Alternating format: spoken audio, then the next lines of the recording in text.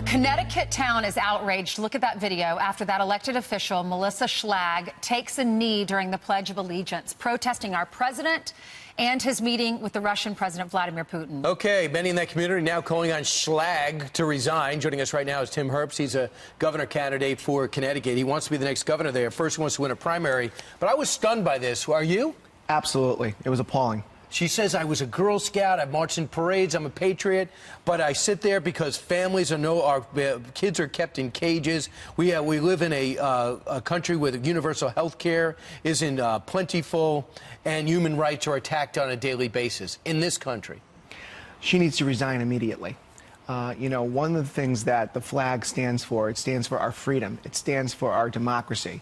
It stands for the fundamental ideal that we can have differences of opinion, but we all stand in respect of our flag, because many people, including my 93-year-old grandfather who was a veteran, fought in defense of the very liberties that flag resembles. Is this one of the reasons you want to be governor of Connecticut, liberal state? It's a liberal state that's in a very bad way. And I think this behavior is really reflective of the last 8 years, which shows a complete lack of respect for our country, for our leaders. And I'm running for governor because I think we need a wholesale change in Connecticut. We need leaders that are going to respect our president, respect our flag, respect our Constitution. Right. Here's what she said in her letter. It's lengthy. It starts off, Dear America. She says, I need to send a message by kneeling that none of this is okay and all of this is unpatriotic as it can get, and the antithesis of what America stands for. As Donald Trump is president of the United States, I will kneel. So I guess if a Democrat becomes president, all Republicans should kneel. Where does it stop? Well, this needs to stop. I mean, you know, when Barack Obama was president, I didn't vote for him. I wasn't happy about it, but I respected the office of president. And I think people need to respect the office of president and start respecting the fact that we have a president. And this behavior is going to continue unless and until we have leaders that call it out for what it is.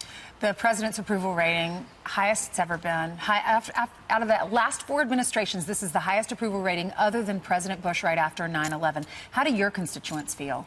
Well, I think in Connecticut, which is a blue state, what you're seeing is that the president has a higher job approval rating than the incumbent Democrat governor, who's 15 points below where the president's job approval rating is. So I think it says a lot about what's going on in Connecticut, and I think that people are beginning to recognize the difference in leadership. Real quick, if you're going to be successful, you have to convince independents and Democrats to vote for you. You have Republicans if you get the nomination. What message is going to resonate?